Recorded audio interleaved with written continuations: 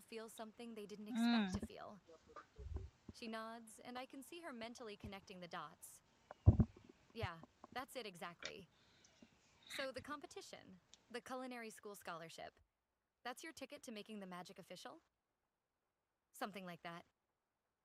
She picks at a spot on her jeans. I know I'm good at cooking. I know I love it. But there's a difference between making dinner for my sister's family and actually being trained. Learning the proper techniques, understanding flavor profiles, all of that. The scholarship would give me that. You're going to win, I say, and I mean it. She looks up sharply. You don't know that. I know you made peanut butter and jelly look like something from a fancy restaurant. That takes creativity, skill. If you can do that with the most basic ingredients imaginable, imagine what you'll do when you're actually trying. A genuine smile breaks across her face, and it's like watching the sun come out from behind clouds. Thanks.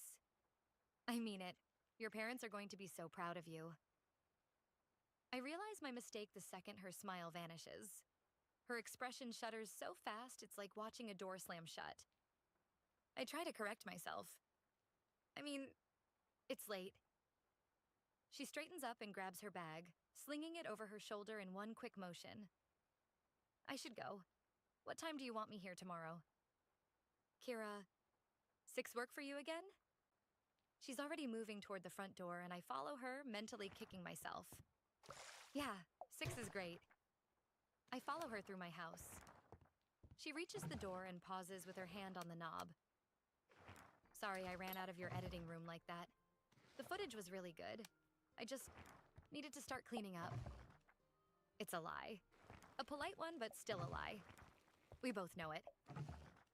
No problem, I say, because what else can I say? Please tell me what I did wrong so I don't do it again. Stay and let me get to know you. Why do you keep running away from me? See you tomorrow. She opens the door and slips out into the warm evening air before I can respond. I stand in the entryway, watching through the window as she hurries to her car, a beat-up Honda Civic that's probably older than she is. The taillights flash as she starts the engine, and then she's gone, disappearing down the driveway. I close the door and lean against it, letting my head fall back with a soft thunk. Great job, River, I mutter to the empty house. Really smooth. Ask her about the one thing she's clearly not ready to talk about. Perfect strategy. I push off the door and make my way back to the editing room, dropping into my chair with less grace than usual. The frozen frame of the shoreline is still on my monitor, waiting patiently for me to continue working, but I can't focus on it right now. My mind is stuck on the look on Kira's face right before she shut down. The way her walls slammed back into place so fast, I almost got caught under one. I spin my chair slowly, looking at the room without really seeing it. For a first day of Kira working for me, it could have been worse. She made peanut butter and jelly into a fun delicacy. Her fries were perfect. We ate together. That was a win. We did dishes together. Another win. We even had a real conversation for a few minutes where she wasn't completely guarded. And then I ruined it by mentioning her parents. I scrubbed both hands over my face and let out a long breath. Tomorrow. I'll do better tomorrow. I'll keep things light, professional. Let her set the pace. Prove that I'm not going anywhere. That she can trust me not to push when she's not ready. Even if it takes all summer to get her to open up to me, I'm willing to wait. Chapter 5. Kira Emerson. Monday, May 31st. I press River's doorbell and immediately regret every life choice that led me to this moment. The printed form in my hand is already getting damp from my sweaty palms, which is just perfect. Very professional, Kira. Show up to your second day of work looking like you ran a marathon and clutching a piece of paper like it's a life preserver. I shift my weight from one foot to the other, trying to shake off the anxiety that's been building since I woke up this morning. Yesterday started out fine. Good even. We ate peanut butter and jelly sushi, watched some of his documentary footage, and I managed to keep things professional. But then he mentioned my parents, and I freaked out. I ran. I got out of there so fast that I'm pretty sure I gave myself whiplash. River didn't try to stop me. He just let me go. But I know he has questions, and that is only natural. I'm sure he wants to know why I live with my sister, why I don't have contact with my parents, why I deflect every personal question like my life depends on it.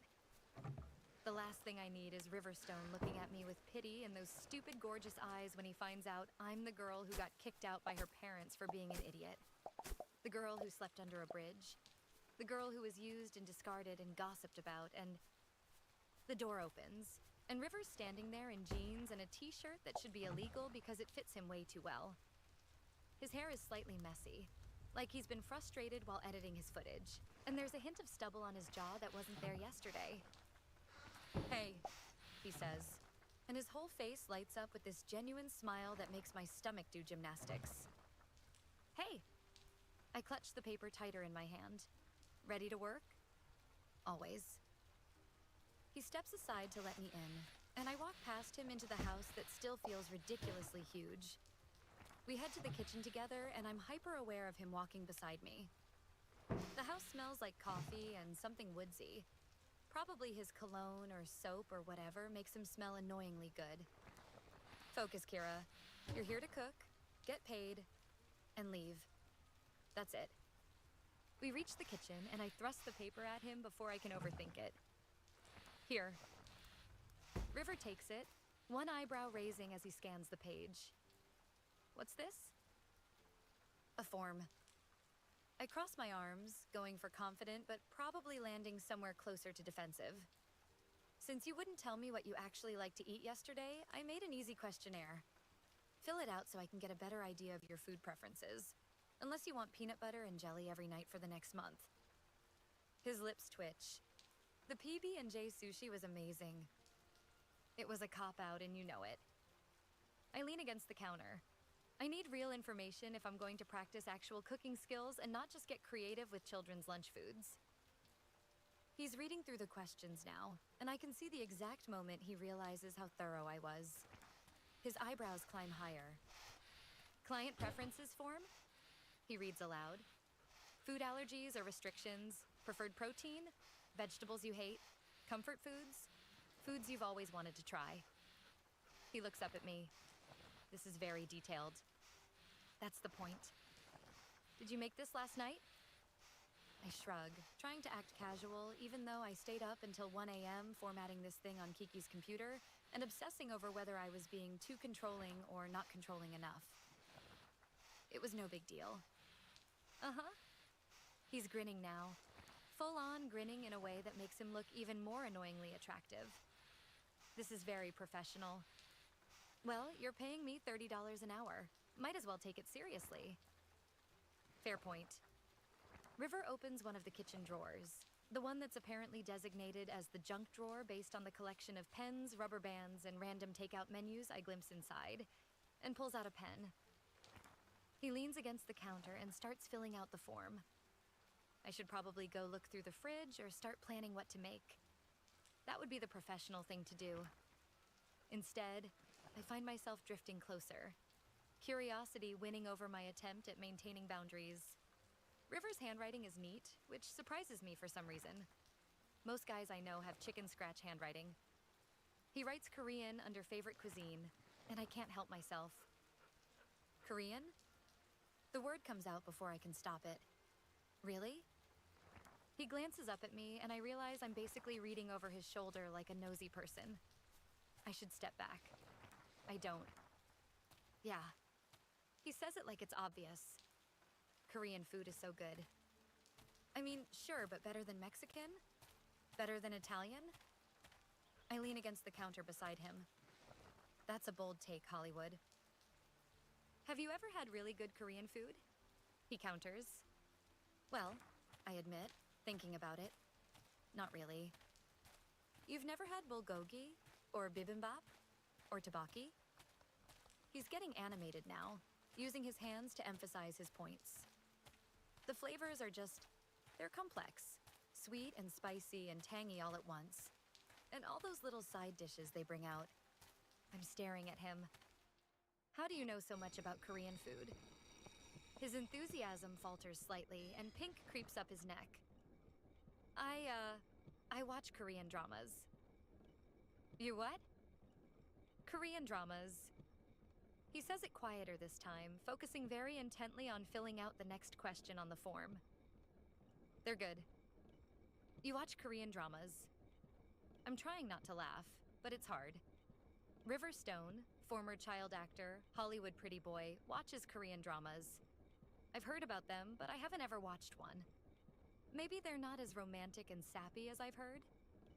Like, multiple dramas? This is a regular thing? Maybe. He's definitely blushing now, still not looking at me. They're well written. The production value is really high.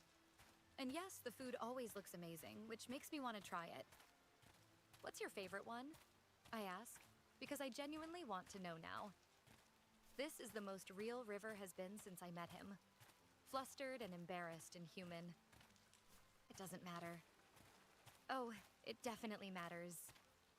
I'm grinning now. Any pretense of professionalism completely abandoned.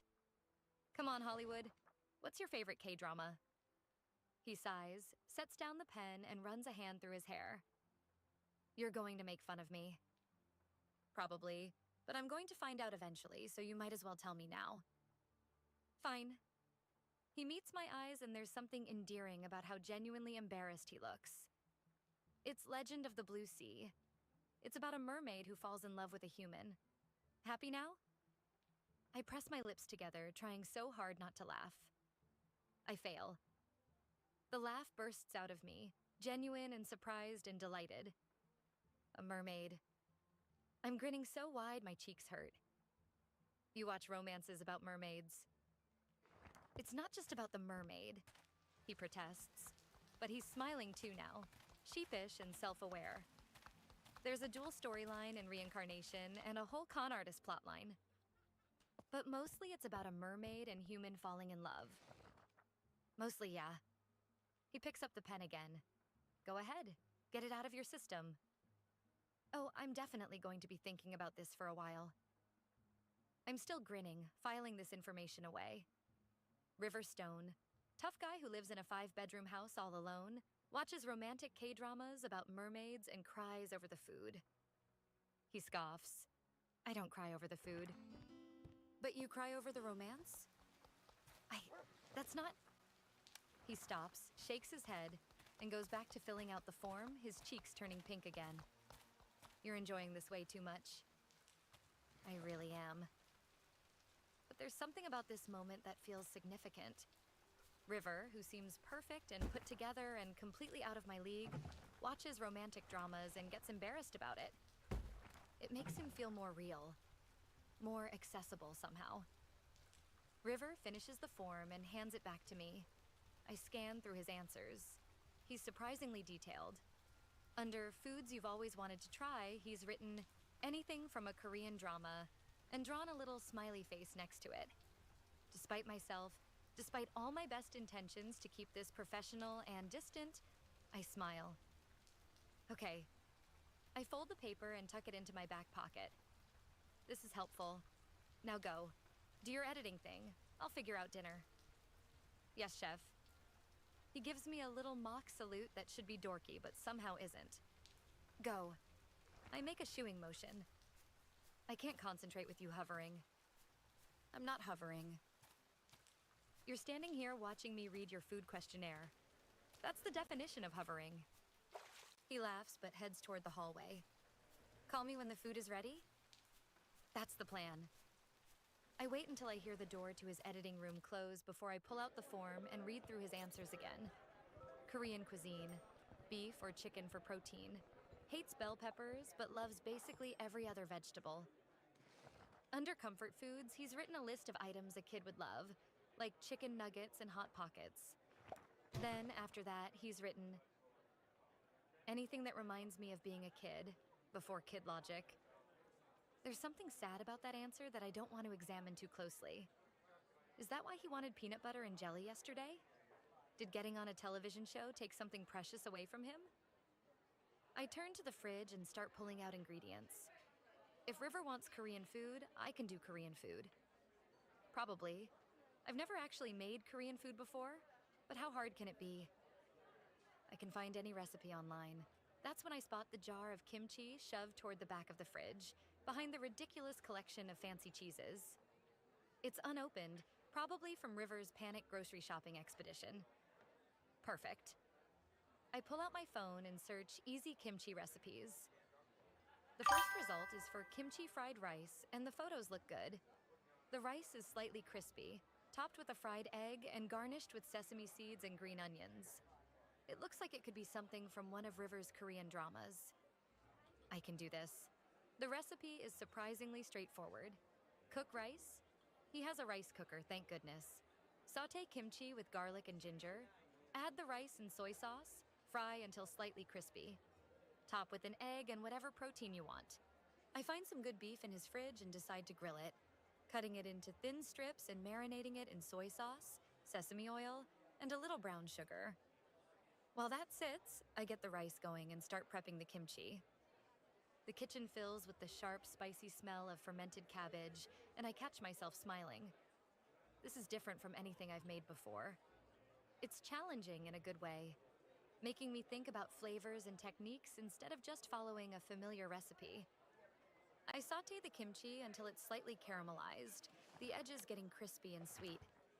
Add the cooked rice, let it fry up in the pan, getting those crispy bits stuck to the bottom that the recipe says are the best part.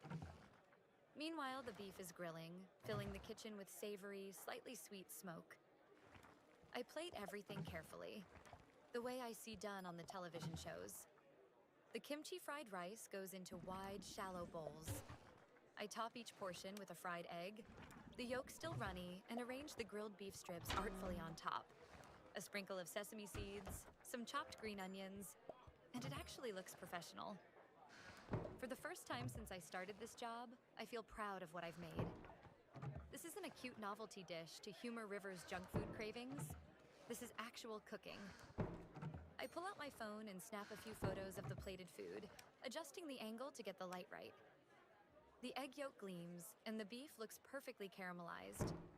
If I do end up entering that cooking competition, I'll want documentation of what I've practiced. Proof that I can actually cook real food. What's that incredible smell?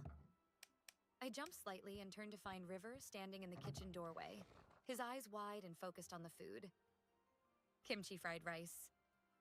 I can't quite keep the pride out of my voice. With grilled beef and a fried egg on top. River crosses the kitchen in 3 long strides, stopping at the counter to stare at the bowls like they're works of art. You made kimchi fried rice? You said you wanted Korean food. I gesture to the bowls. I found the kimchi in your fridge. Kira. He looks at me, then back at the food, then at me again. This looks exactly like what they eat in the dramas. The egg and the beef and... He stops, and I swear his eyes are actually shining. I've never had this before. I've watched people eat it probably 100 times, but I've never actually tried it. Something warm unfurls in my chest at his genuine excitement. It's not sophisticated or restrained. It's pure, childlike enthusiasm, and it makes him impossibly more appealing. Well, come on then. I pick up both bowls and head to the dining room. Let's eat before it gets cold. I set the bowls down at our places and sit down. I've already accepted that we're eating together, that the professional boundaries I tried to establish are basically non-existent at this point, but I have to admit I don't hate it. River practically bounces into his chair, grabbing his chopsticks with more enthusiasm than I've seen from him yet. He picks up a piece of the beef, examines it like it holds the secrets of the universe, and brings it toward his mouth.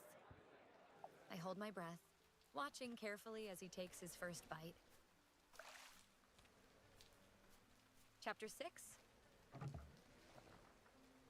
Riverstone. Monday, May 31st. The beef melts on my tongue. I close my eyes, savoring the perfect balance of sweet and savory, the way the soy sauce has caramelized on the edges while keeping the meat tender. The sesame oil adds this nutty richness to it. This is delicious, I say, opening my eyes to find Kira watching me with barely concealed nervousness. Kira, the beef is cooked to perfection. Seriously, this is restaurant quality. Her cheeks flush pink and she looks down at her own bowl. It's just grilled beef. It's not just anything. I pick up another piece with my chopsticks. You've got the char on the outside, but it's still juicy inside. And the soy sauce? I take another bite. Yeah, this is delicious. She's trying not to smile, but I can see it tugging at the corners of her mouth. I'm glad you like it.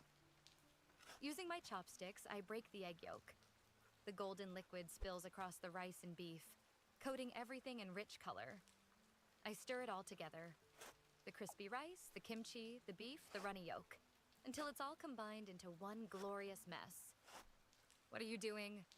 Kira asks, her eyebrows raised. I pause mid-mix. This is how they eat it in the dramas. The egg yolk is supposed to coat everything. It makes it creamier. I gesture to her bowl with my chopsticks. Try it. She looks skeptical, but picks up her chopsticks and breaks her own egg yolk, watching as it spreads across the rice. Then she mixes everything together like I did, the golden yolk disappearing into the food. She takes a bite, and her eyes widen. Oh wow, you're right. That's really delicious. Right? I take another bite of my own, and the combination of flavors and textures is perfect. The crispy rice, the tangy kimchi, the sweet beef, all bound together by that rich egg yolk. This is exactly what I needed. We eat in comfortable silence for a few minutes, and I let myself just enjoy the moment. The food is amazing, yeah, but it's more than that. It's Kira in my house, making something I've been wanting to try for years, looking proud of what she's created.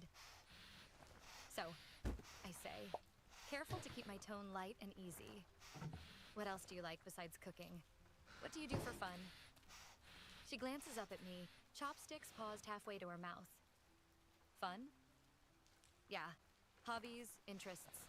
Things you do when you're not working at the bakery or plotting your culinary school takeover. That gets a small laugh out of her. I don't really have hobbies. Come on, there has to be something. She thinks about it, chewing slowly. I like reading, I guess. Mostly mysteries. And I watch cooking shows, but I don't know if that counts since it's related to what I want to do anyway. What's your favorite cooking show? The Great British Baking Show. She says it without hesitation. I love how nice everyone is to each other. It's not all drama and competition like American shows. They just genuinely want each other to succeed. I smile at that. Of course Kira would appreciate a show where people are kind to each other. Have you ever tried making any of the technical challenges? A few. She takes another bite of rice. I made the Mary Berry Victoria sponge once. It turned out pretty good, actually. Levi was impressed. I bet it was better than pretty good. She shrugs, but I can see she's pleased. What about you? What do you do besides make documentaries and watch Korean dramas about mythical creatures who live in the sea? Hey, not all of the mythical creatures live in the sea. There's also some dramas about a gumiho. I protest, grinning. That's a nine-tailed fox. Totally different. Of course. My mistake. Her tone is dry, but her eyes are sparkling with amusement. I like hiking, I say. And I collect vintage movie posters, which probably makes me sound like a film nerd. You are a film nerd. Fair. I mix some more rice and egg together. What about other aspirations? Besides culinary school, what else do you want to do with your life? The question seems to catch her off guard. She sets down her chopsticks and looks at her bowl. I want to be independent. That's my goal right now. That's why I need that scholarship so badly. There's something in the way she says it, not just wanting independence, but needing it, that makes my chest tighten. Why is independence so important to you? I ask gently. She's quiet for a long moment, pushing rice around in her bowl. When she finally speaks, her voice is barely above a whisper. So I never have to sleep under a bridge again. The words hit me like a physical blow. I set down my chopsticks, suddenly unable to eat. Kira, sharp, talented, guarded Kira, slept under a bridge. She was homeless? She's only 18. How old was she when she was homeless? That must have been terrifying. The silence stretches between us, thick and heavy. I want to ask what happened. Want to know every detail so I can understand what she went through and figure out how to make sure it never happens again. But I can see the way her shoulders have tensed. The way she's staring at her food without seeing it. Last time I mentioned her parents, she ran. I can't risk that again. How long? I ask quietly, because I need to know at least this much. How long were you on the streets? About 6 weeks. She still won't look at me. I got kicked out, so I came to the island to find Kiki, but I was too embarrassed to go to her right away. I saw her with Tobias and Skylar. I thought she had this perfect life now, and I didn't want to ruin it by showing up, needing to crash at her place. She laughs, but there's no humor in it. So I tried to make it on my own for a while. Obviously, that didn't work out. 6 weeks. She survived on the streets for 6 weeks, and she couldn't have been more than 16 or 17 at the time. The thought makes me feel sick. Impulsively, I reach across the table and put my hand over hers.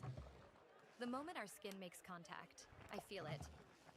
That electric awareness that's been humming between us since the first time I saw her at the Barrett family dinner. Her hand is small under mine, warm and slightly trembling. My heart kicks up its rhythm, and I have to remind myself that this isn't about the attraction I feel every time I'm near her. This is about letting her know she's not alone anymore. But heaven help me. I'm aware of everything. The softness of her skin. The way her fingers are curled slightly, like she's holding herself together. The fact that she hasn't pulled away yet, which feels like a victory and a responsibility all at once. I want to turn my hand over, thread our fingers together, hold on to her in a way that's more than just comfort. I want to pull her closer, wrap my arms around her, promise her that she'll never have to be scared or hungry or alone again. But I can't. Not now. Not when she's this vulnerable. When she's just trusted me with something so painful. So I just keep my hand there, steady and gentle, trying to pour everything I can't say into that simple touch. She goes still, her eyes flicking up to meet mine. I half expect her to pull away, to throw up those walls again and shut me out. But she doesn't. She just looks at me with those brilliant blue eyes that are trying so hard not to show how scared she still is. I believe in you, I say, and I mean it with every fiber of my being. With cooking skills like this, you're well on your way to independence. You're going to win that scholarship, Kira. I know you will. Her throat works as she swallows. You can't know that. Yes, I can. Because I've tasted your food. Because I've seen the way you think about flavors and presentation. Because you're talented and hardworking and you actually care about what you're doing. I squeeze her hand gently. You're going to make it. And you're never going to have to sleep under a bridge again. She blinks rapidly, and I realize she's fighting back tears, but she doesn't pull her hand away. If anything, she turns her palm up slightly, letting our hands fit together more naturally. Thank you, she whispers. We sit like that for a moment, hands joined across the table, the kimchi fried rice growing cold in our bowls. I want to tell her that she can talk to me about anything, that I'll listen without judgment, that I'd do just about anything to help her. But I don't. Because words are easy and Kira needs more than words. She needs proof through action that I'm going to stick around. Her phone buzzes on the table beside her bowl, breaking the moment. She pulls her hand back and picks up her phone. I watch as her eyes widen, scanning whatever message she just received. Oh my gosh, she breathes. What is it? It's the apartment. She looks up at me and her whole face has transformed. The sadness is gone, replaced by genuine excitement. The studio above the bookstore, they got my application. I passed. She reads more of the message, her smile growing wider. They want to know if I can walk through it tonight, like in an hour. That's great. I can't help but grin at her enthusiasm. You should definitely go. I know, I should, it's just... The excitement dims slightly, replaced by uncertainty. She bites her bottom lip. I have no idea what to look for when walking through an apartment. What if there's something wrong with it that I don't notice? What if I agree to rent it and then realize it's a disaster? She looks at me, and there's vulnerability in her expression that she's trying to hide. I've never done this before. I don't know how to adult. The request is there in her eyes before she says it out loud, and something warm blooms in my chest. Would you... She hesitates, then pushes forward. Would you be willing to walk through it with me? I know it's asking a lot, and you're probably busy, but I could really use someone who knows what they're doing. Someone who's rented places before and knows what to watch out for. I don't even have to think about it. Yes? Yeah? Absolutely. I stand up and start gathering our bowls. Let me just clean this up real quick. River, no, I should... 5 minutes, I say, already heading to the kitchen. It'll take 5 minutes, and then we can go look at your apartment. She follows me into the kitchen, and I can feel her hovering uncertainly while I rinse the bowls. Kira grabs a pan and takes over the sink, rinsing the cookware, and we fall into an easy rhythm. She scrapes and rinses the dishes, and I load everything into the dishwasher. When we finish, she's fidgeting with her ponytail again. That nervous tell I'm learning to recognize. Thank you, she says, for coming with me, for everything. You don't have to thank me. I grab my keys from the counter. Come on, let's go see your new place. As we head out to my car, I catch myself watching her from the corner of my eye. She's excited and nervous and trying to hide both. And all I can think about is how wrong it is that someone like her, someone talented and hardworking and good, had to sleep under a bridge for 6 weeks. But she's not under a bridge anymore. She's getting her own apartment. She's working toward her dreams. She's letting me help, even just a little bit. And I'm going to do everything in my power to make sure she never has to feel that desperate or alone again. Chapter 7.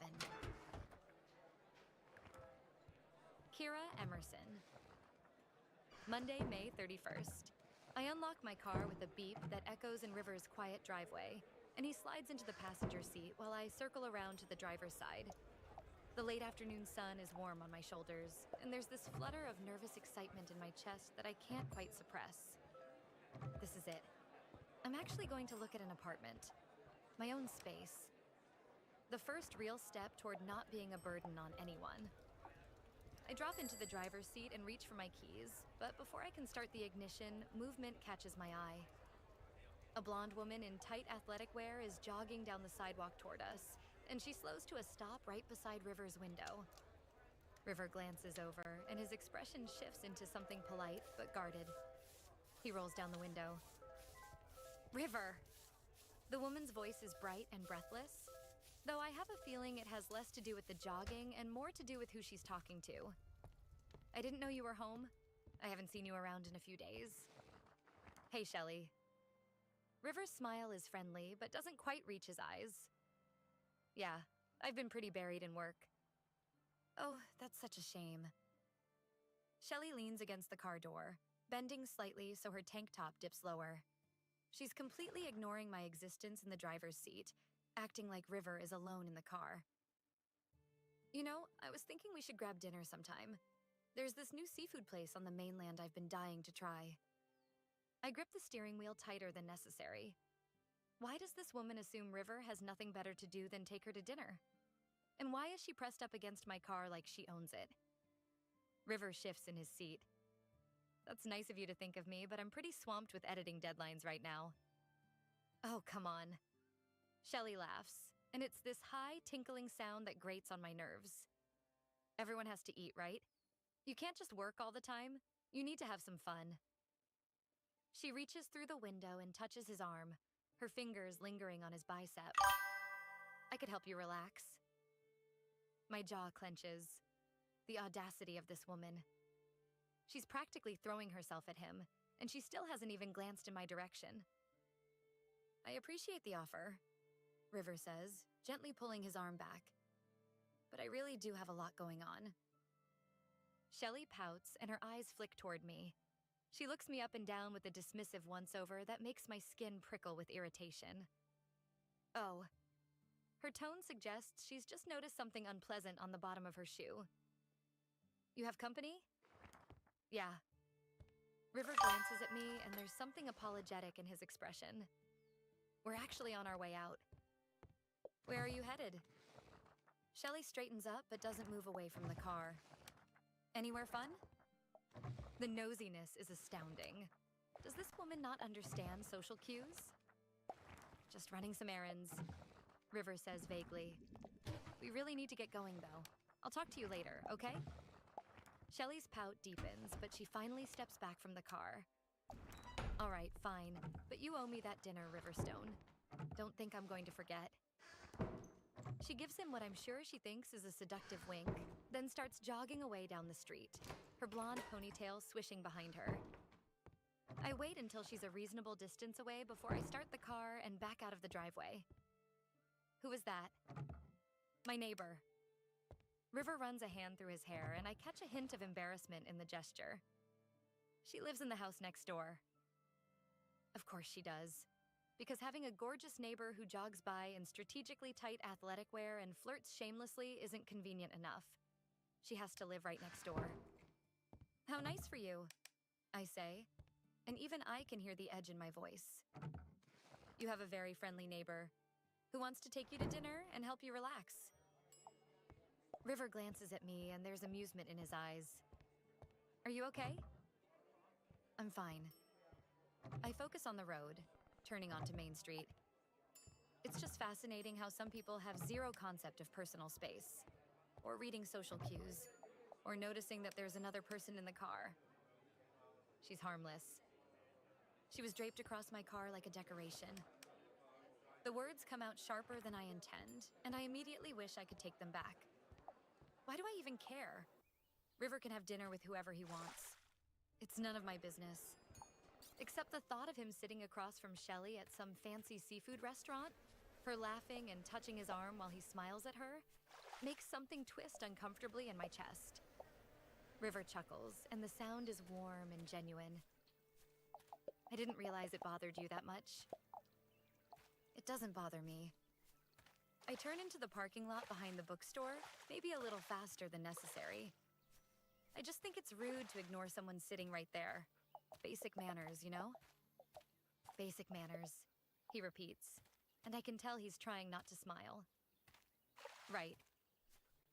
I park the car and kill the engine, grateful for the distraction of the apartment viewing. The bookstore is a charming two-story brick building with a bright blue door and window boxes full of flowers. Above it, I can see windows that must belong to the studio apartment. My apartment. Maybe. Hopefully. The nervous excitement returns, pushing thoughts of blonde, flirty neighbors out of my mind. This is what matters. Not River's social life or who wants to take him to dinner. This apartment could be my fresh start. River and I get out of the car, and a woman in her 50s with kind eyes and graying hair approaches us from the bookstore's back entrance. She's wearing a cardigan despite the warm weather, and she's carrying a clipboard. You must be Kira, she says, extending her hand. I'm Martha Sullivan. I own the bookstore and the apartment upstairs. Hi. I shake her hand, trying to project confidence I don't entirely feel. Thanks for letting me view the apartment. This is my friend River. I hope it's okay that I brought someone along.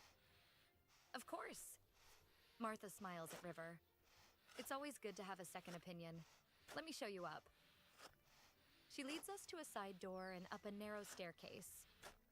The steps are worn but solid, and the stairwell smells like fresh paint. At the top, Martha unlocks a door and gestures us inside. The apartment is small, but it's flooded with afternoon light from two large windows that face Main Street. The main room serves as a combined living space and bedroom, with a kitchenette along one wall and a doorway that presumably leads to the bathroom. It's a studio, as you can see, Martha explains, moving into the space. About 400 square feet total. The kitchenette has a small oven, two-burner stove, and a mini fridge. Bathroom is through there. She points to the doorway. Utilities are included except for electricity, which runs about $40 a month. I walk toward the windows, taking in the view of Main Street below. I can see the coffee shop across the street, the harbor in the distance. It's exactly the kind of view I imagined when I pictured having my own place. River moves around the apartment with purpose, and I watch as he starts asking questions I wouldn't have thought to ask. "What's the heating situation?" he says, examining the baseboard heaters. "Electric heat," Martha replies. "The building is well insulated, so it doesn't cost too much to heat in winter." River nods and continues his inspection. He opens the oven, checks the water pressure in the bathroom sink, examines the window locks, and even tests the floorboards for creaks. "Has the apartment been inspected recently?" he asks. "Any issues with the roof or plumbing?" "The whole building was inspected last year," Martha says. "Everything passed with flying colors. The roof is only 5 years old, and I had the plumbing updated 3 years ago." River peers into the tiny closet, then checks behind the refrigerator. "What about the lease terms? Month to month or annual?" "I prefer annual leases, but I can be flexible for the right tenant." Martha glances at me with a warm smile. Kira's references from the bakery were excellent. Levi Barrett speaks very highly of her. My cheeks warm at the compliment. Levi really did that for me? Put in a good word? River continues his methodical inspection, testing the locks on the windows, checking for signs of water damage on the ceiling, even looking under the kitchen sink for any pipe issues. I'm grateful I asked him to come. I would have just looked at the space and thought it seemed nice without catching any of the details he's noticing. The hot water heater is shared with the bookstore downstairs, Martha explains as River examines something near the bathroom. But the bookstore doesn't use a lot of hot water, so you'll never run out during a shower. After about 15 minutes of River's thorough inspection, Martha excuses herself to answer a phone call and heads back downstairs, leaving us alone in the apartment. I immediately turn to River. "So, what do you think? Is it a disaster? Should I run screaming?" He leans against the kitchenette counter, considering.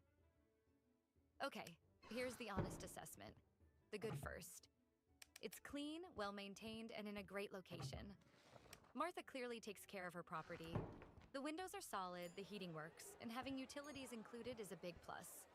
The water pressure is decent, and I didn't see any signs of leaks or structural issues. And the bad? It's small. Really small.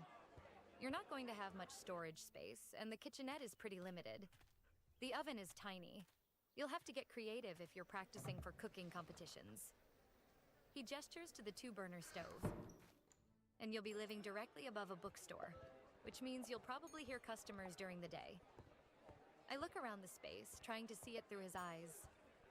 It is small, and the kitchenette will take some getting used to. But it's mine. Or it could be. And I can practice for the competition in River's massive kitchen.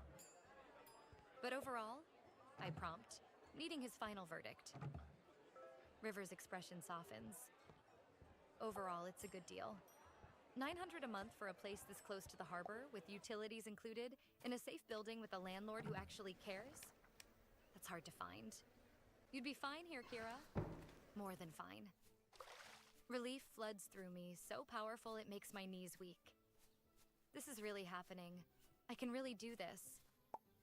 And I can't believe River took time out from all of his editing to come help me assess the apartment.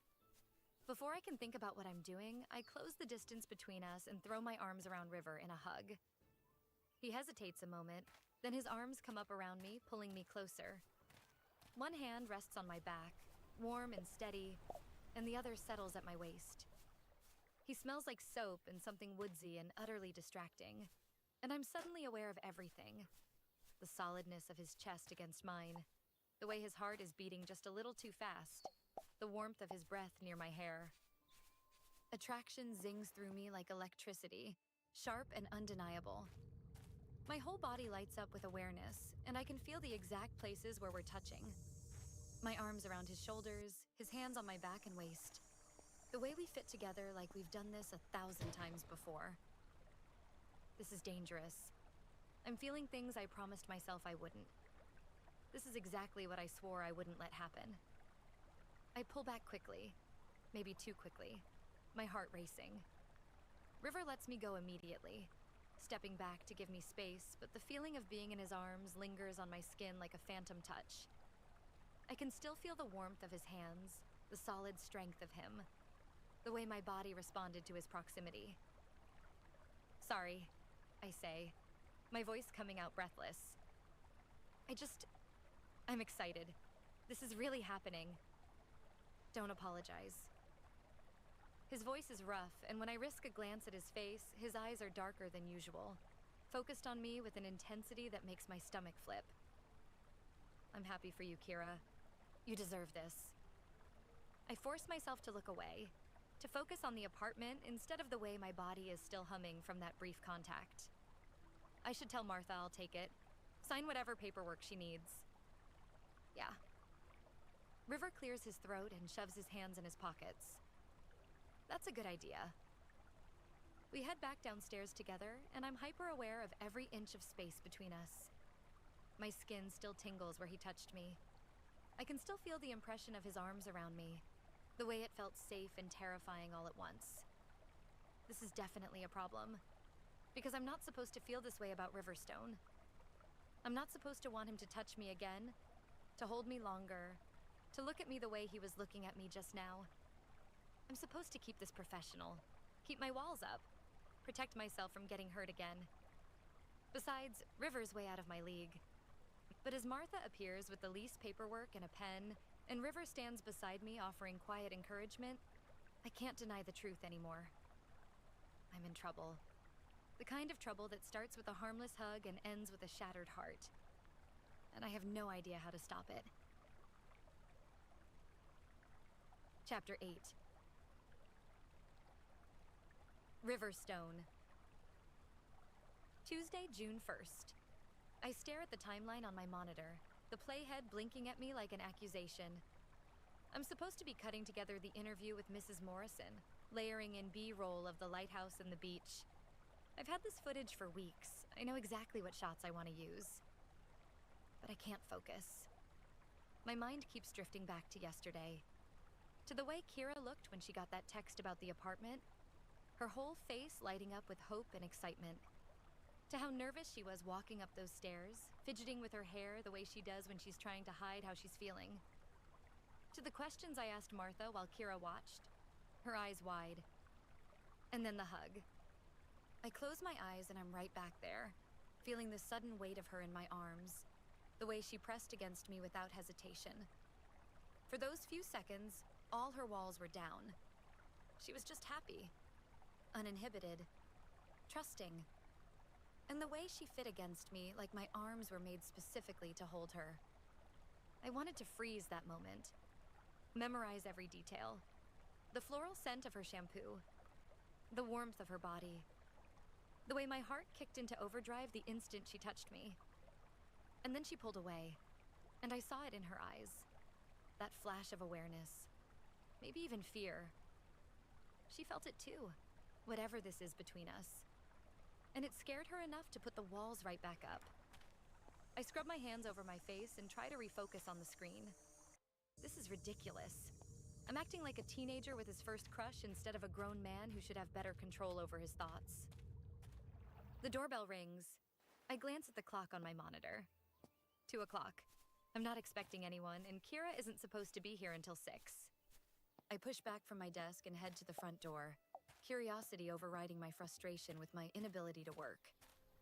When I open it, Kira is standing on my doorstep with the reusable grocery bag in her arms. My heart does that flutter thing it always does when I see her.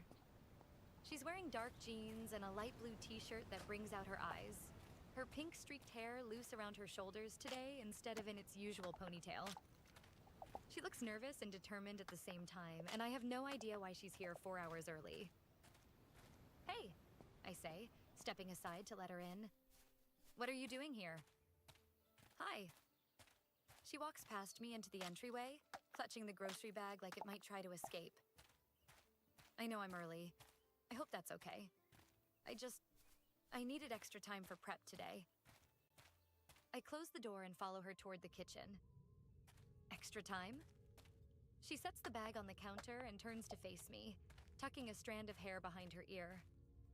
I wanted to make you something special, to thank you for yesterday, for coming with me to look at the apartment, and for knowing all the right questions to ask, and for... She stops, takes a breath. You made a big deal less scary, and I wanted to do something nice for you. Something warm unfurls in my chest. Kira, you don't have to thank me. I was happy to help. I know I don't have to. She starts unpacking the grocery bag, pulling out containers and packages I don't immediately recognize. But I want to. So I did some research last night, and I found out that Koreans make galbi for celebrations and for people who are important to them. It's a special occasion dish. She glances at me, and there's vulnerability in her expression. And you are. Important, I mean. So I'm making you galbi tonight. I'm not sure what to say. No one's ever made me a celebratory dish before. My parents never even took me out to eat when I got the lead role in Kid Logic. They always thought it was just a hobby. Kira spending hours researching Korean food and coming early to prepare something special just for me. It feels intimate in a way I wasn't prepared for. You're making me galbi? My voice comes out rougher than I intend. If you want it. She's pulling out what looks like short ribs now, and I can see they've already been scored. I know you're probably busy with editing, and I promise I'll stay out of your way. The marinade just needs a few hours in the fridge before I can grill the meat, so I came early to get it ready. Kira. I move closer, leaning against the counter beside her. Thank you. Really, I love galbi. But you don't need to do all this just because I looked at an apartment with you. It wasn't just looking at an apartment. She stops unpacking and meets my eyes. River, I had no idea what I was doing.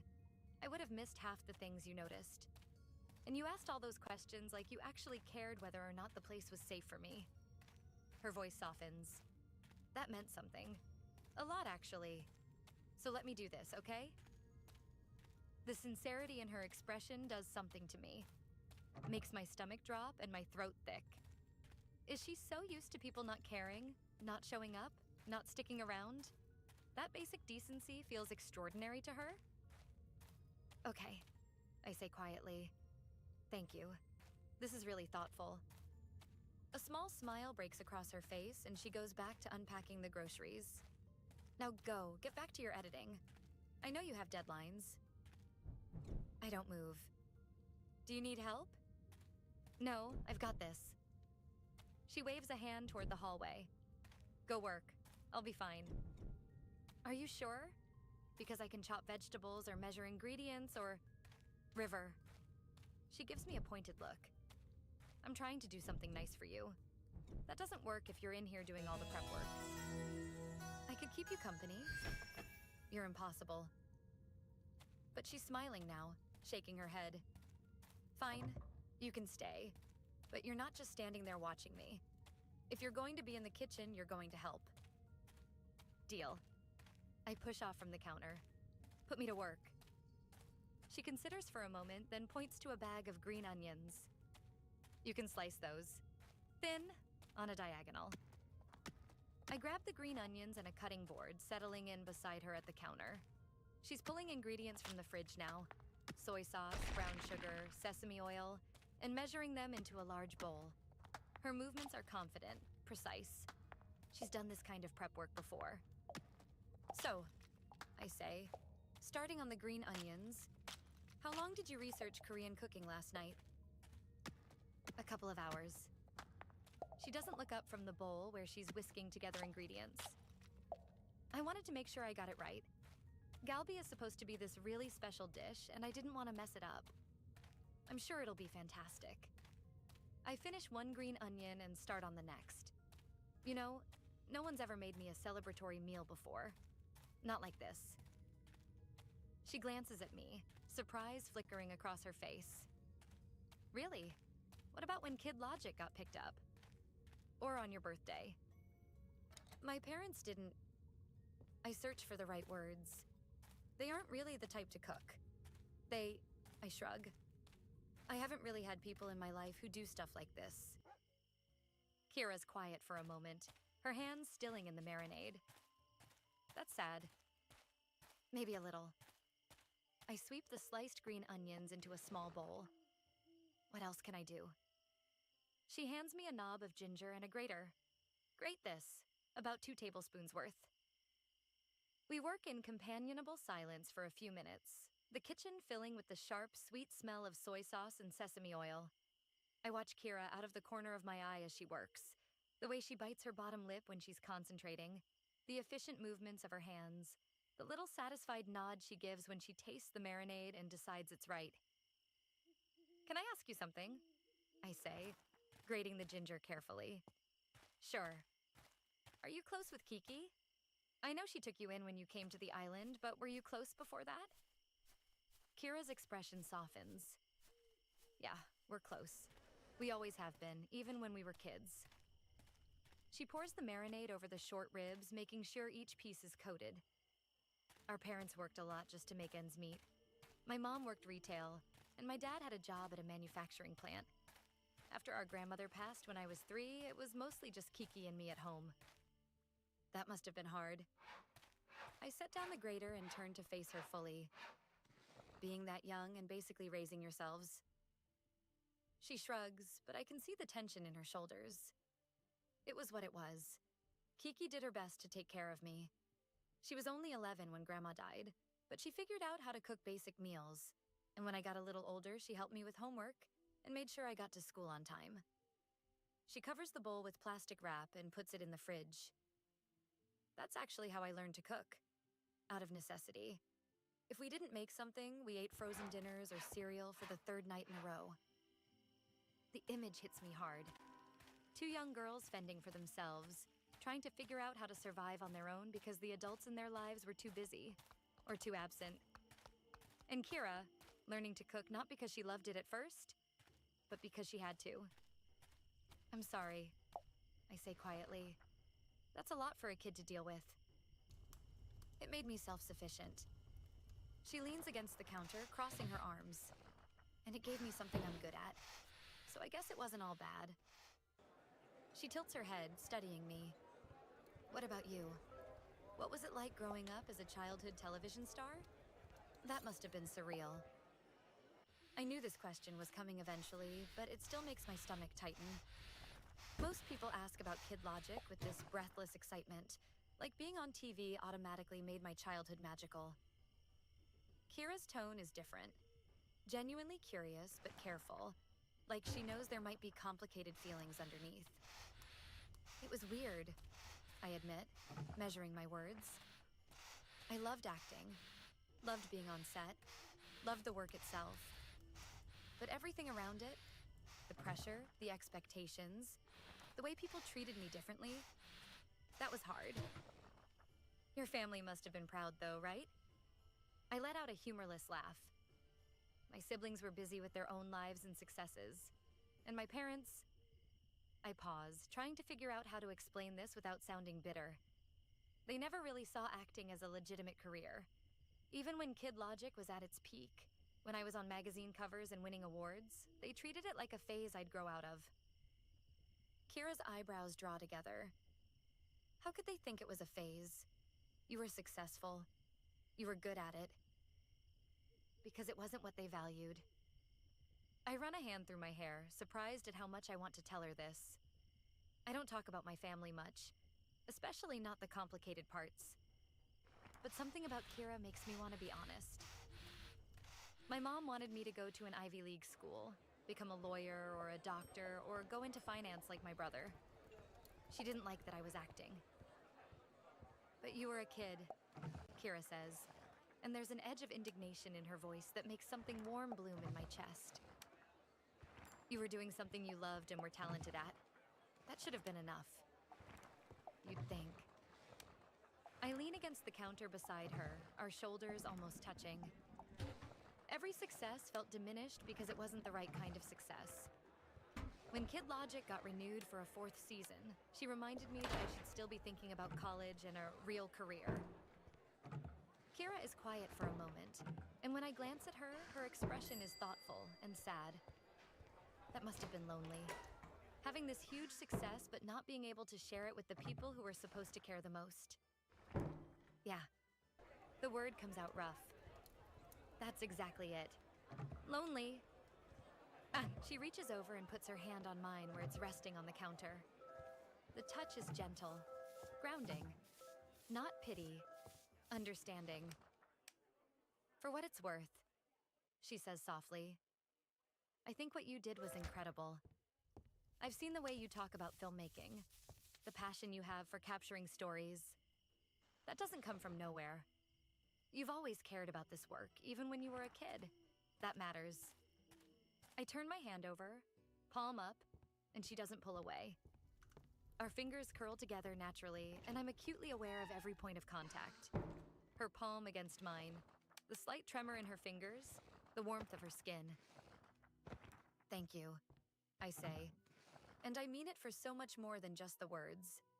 For listening, for understanding, for not judging me for the complicated relationship I have with my family's expectations. We stand there for a moment, hands joined, the afternoon light streaming through the kitchen windows and casting everything in gold. Kira's looking at me with those brilliant blue eyes, and her walls are down. Really down. Not just cracked, but fully lowered. And I can see everything she's feeling written clearly on her face. She cares. About me, about my story, about the things that hurt me. And I realize with sudden, crystal clarity that I'm falling for her. Not just attracted to her, not just intrigued by her. Falling. Hard and fast and completely. I swallow. River, she says quietly, and there's something vulnerable in the way she says my name. Like she's testing it out, seeing how it feels to be this close, this open. Yeah? I'm glad you told me. About your mom and the pressure and all of it. She squeezes my hand gently. You deserved better than that. My throat tightens. So did you. With your parents and everything that happened. A shadow crosses her face at the mention of her parents, but she doesn't pull away. Maybe we both deserved better. But we're here now, right? Figuring it out. Together, I add, and I squeeze her hand back. She smiles, but it doesn't reach her eyes. Sure, she says. But she pulls her hand out of mine and grabs the bowl she used to mix the marinade. I guess I'd better clean up. I hold in a sigh. I did it again. I scared her away. I turn and open the dishwasher. You rinse and I'll put them in. Sounds good, she says, her tone professional again. I kick myself for pushing her too far. When am I going to learn? Chapter 9. Riverstone. Tuesday, June 1st. I place the last dish in the dishwasher and close the door, hitting the start button. The machine hums to life, and I turn to find Kira folding up her empty reusable grocery bag, tucking it under her arm. I'll be back at 6, she says, her tone aloof. The vulnerability from our conversation about my family, the way she held my hand and looked at me like she understood, it's gone, hidden behind her carefully constructed defenses. The galbi should be perfectly marinated by then. Sounds good. I lean against the counter, not quite ready for her to leave, even though I know she needs to. Are you moving into your apartment today? She glances up, surprised. How did you... You signed the lease yesterday. I figured since it's the start of the month you could move in. Plus you have that look. What look? Excited but trying not to show it. I smile. So, are you moving in today? A small, genuine smile breaks across her face despite her obvious attempt to stay guarded. I've packed up most of my things, but I can't actually move everything until Tobias gets back from his business trip. Why's that? She shifts her weight, the grocery bag crinkling in her grip. The bed frame and mattress are too heavy, even for Kiki and me together. So, she shrugs. I'm just waiting. I can help. The words are out before I fully think them through, but I don't regret them. This is exactly the kind of thing I want to do. Show up, be useful, prove I'm not going anywhere. River, no. Kira shakes her head immediately. You've already done enough. You helped me look at the apartment yesterday. You've been letting me use your kitchen to practice cooking. And I'd like to help you move your bed. I push off from the counter. Come on, Kira. It's not a big deal. I can lift heavy things. That's basically my only qualification here, but it's a good one. You don't have to. I know I don't have to. I want to. I run a hand through my hair, trying to find the right words to convince her. Honestly, I need to get out of this house anyway. I've been sitting in my editing room for days, staring at the same footage until my eyes cross. A change of scenery would be good for me. Plus, manual labor. Very therapeutic. She's wavering. I can see it in the way she's shifting her feet, the way her grip on the grocery bag has loosened slightly. I don't want to take advantage of your help, she says quietly. You're not. I'm offering. There's a difference. I give her my most reassuring smile. Let me do this, please? She studies my face for a long moment, and I can practically see her internal debate. Finally, she sighs. Okay, fine. But only because Tobias isn't back until tomorrow, and I really want to sleep in my own place tonight. Deal. Relief floods through me. Do you have access to a truck? Yeah. Kiki borrowed one from someone on the island. It's already at the house. Perfect. Let's go.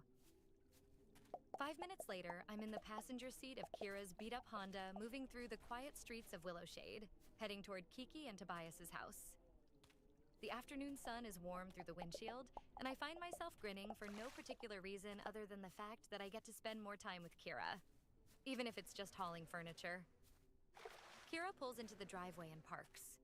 Before we even make it to the front door, it flies open and Skylar comes barreling out. River! She launches herself at me, and I catch her easily, lifting her up. You're here. Hey, little pup. I set her down, grinning at her enthusiasm. How are you doing? I'm going to be a big sister. Her eyes are huge with excitement. Mommy has a baby in her tummy, and we're going to name her Princess Sparkle Rainbow. The announcement tugs at my heartstrings. I know the story of how Kiki came to this island looking for her daughter. And now she and Tobias have one on the way. It's so sweet. I press my lips together, trying not to laugh at what Skylar said. Princess Sparkle Rainbow? That's quite a name. It's perfect, Skylar says seriously. She's going to love it.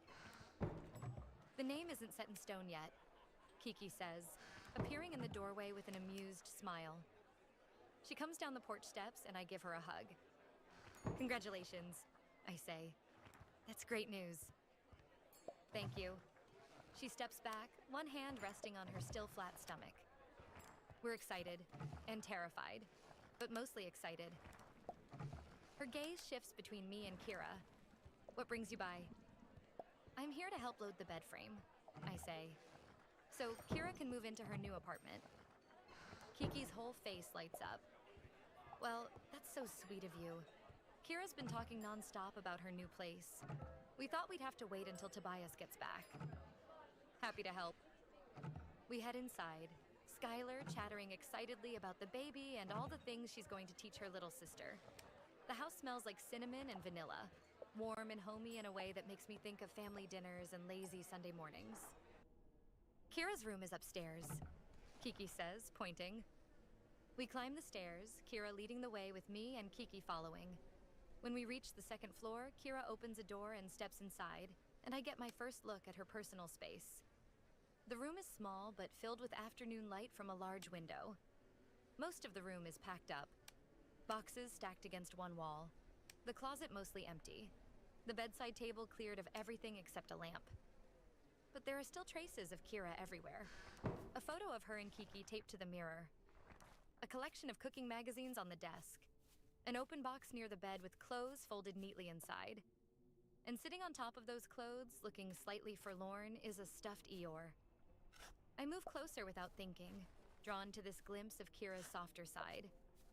The donkey is old, well-loved, with worn patches on his ears and a tail that's been restitched at least once. Is this yours? I pick up the Eeyore gently, turning it over in my hands. Kira moves fast, crossing the room and snatching the stuffed animal from me.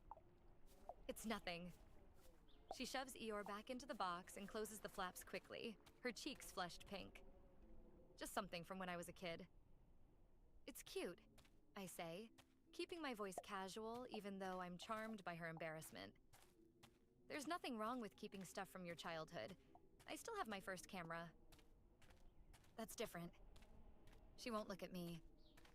A camera is practical. A stuffed animal is a comfort item. Kiki supplies gently from the doorway. And there's nothing wrong with that, Kira. You've had that Eeyore since you were 5. Kira's shoulders tense, and I can see her retreating into herself. Time to change the subject. So, I say, clapping my hands together and surveying the room with exaggerated focus. Where do we start? Bed frame first? Kira shoots me a grateful look. Yeah, bed frame first. The next hour passes in a blur of physical labor. We disassemble the bed frame carefully, Kiki directing while Kira and I do the heavy lifting. The pieces are awkward and heavier than they look, but we manage to get everything down the stairs and loaded into the truck bed. Then come the boxes. So many boxes. Kira doesn't have a lot of possessions, but what she does have is packed carefully and efficiently. Clothes, kitchen supplies, books, linens. Each box is labeled in neat handwriting, and I find myself studying her organizational system with appreciation. You're very thorough, I say, loading a box marked winter clothes into the truck. I figured labeling boxes would save me headaches later.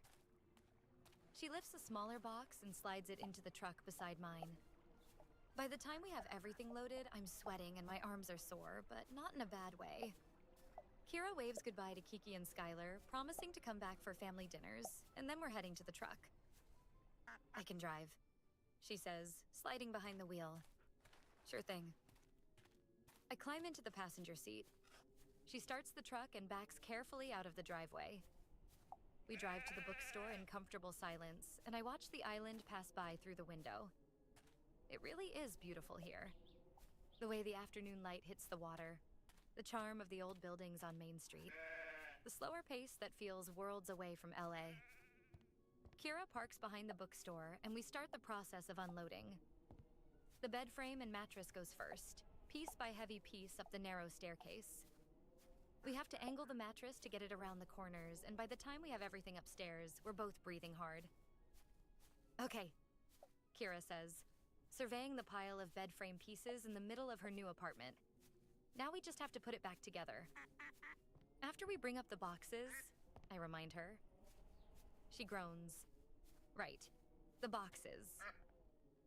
We head back downstairs, and I grab 2 boxes while Kira takes a lighter one. The staircase is narrow enough that we have to go single file, and I'm behind her, watching her navigate the steps carefully with the box in her arms. We work together, bringing up box after box. I set down a box of cookbooks and head toward the stairs just as Kira turns around like she forgot something. We collide. She bumps into my chest and stumbles backward. Instinct takes over. I grab her waist, pulling her against me to keep her from falling down the stairs. Whoa! I breathe, my heart hammering. You okay? Yeah, She looks up at me, and suddenly we're inches apart. My hands are on her waist, firm and steady. Her hands have come up to grip my arms, and I can feel her fingers pressing into my biceps. She's close enough that I can see the flecks of darker blue in her eyes, can smell that floral scent of her shampoo, can feel the warmth of her breath. Her lips part slightly, and my gaze drops to her mouth without permission. To her perfectly formed lips, they look soft, inviting. And I shouldn't be thinking about what I'm thinking about, but I do it anyway. It would be so easy to lean down just a few inches and finally know what it's like to kiss Kira Emerson. Her eyes are dark, pupils dilated, and she's not pulling away. If anything, she's leaning in, just slightly. Her fingers tighten on my arms. What would she do if I kissed her? Would she kiss me back? Or would it scare her even more away? She's staring into my eyes, not moving. I can't even tell if we're breathing. And then her gaze flicks to my lips. That's all the invitation I need. I start to lower my head, slowly, giving her every chance to stop me. My heart is pounding so hard I'm sure she can feel it. The world narrows to just this. Her and me and the tiny space between us that's getting smaller with every breath. My phone rings. The sharp sound shatters the moment like glass. Kira jerks back, and I drop my hands from her waist immediately, stepping away to give her space. My phone is still ringing, loud and insistent at the top of the stairwell. Sorry, I mutter, fumbling for my phone. I pull it out and glance at the screen. My mother. Of course it's my mother. I look up at Kira. Her cheeks are flushed, her breathing uneven, and she won't quite meet my eyes. She gestures vaguely toward the truck. More boxes. Yeah. My voice comes out rough. More boxes. She practically flees down the stairs, and I stand there on the landing, my phone still ringing in my hand, trying to process what just happened. We almost kissed. We were this close. And if my phone hadn't rung, I decline the call and shove my phone back in my pocket, running both hands through my hair.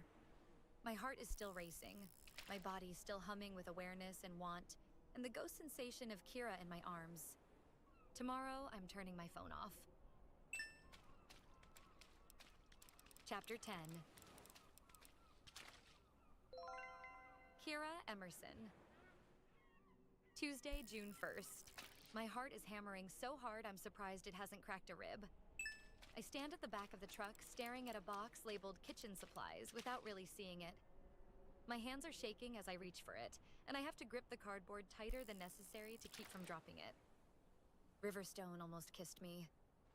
Worse, I wanted Riverstone to kiss me. I almost closed those last few inches between us and kissed him right there on that narrow staircase like some character in one of his stupid Korean dramas. What is wrong with me? I have a plan. A good plan. Get the scholarship, go to culinary school, build a career, become independent. Nothing in that plan involves getting tangled up with a guy who could break me into a million pieces without even trying. Nothing in that plan involves risking my heart on someone who'll probably leave the island in 6 months when the novelty wears off and Hollywood comes calling again. I clutch the box against my chest like armor. Focus, Kira. You have goals. You have dreams. You do not have time to develop feelings for your impossibly attractive employer who makes you laugh and listens when you talk and looks at you like you're something precious instead of something broken. Nope. Not going there. Not doing this. Every single time I've trusted someone, they've destroyed that trust. My ex turned me into a bet. My parents kicked me out like I was an unwanted rodent. Even the universe itself seemed determined to prove I wasn't worth keeping around, leaving me under a bridge for 6 weeks. Riverstone is different, sure. He seems kind and genuine and safe, but that's exactly what makes him dangerous. Because I could fall for him, and when he inevitably leaves or realizes I'm not worth the effort, it'll hurt worse than anything that came before. Plus, let's be realistic here. I'm not even close to being in his league. He's got money, a gorgeous house, residuals from a hit TV show. He's been on magazine covers. People recognize him on the street. And me? I've got a beat-up Honda, a studio apartment I can barely afford, and a collection of emotional scars that would make a therapist weep. We're from different worlds, and pretending otherwise is just setting myself up for heartbreak. The sound of footsteps on the stairs makes me tense. River appears, and I focus very intently on the box in my arms. Hey.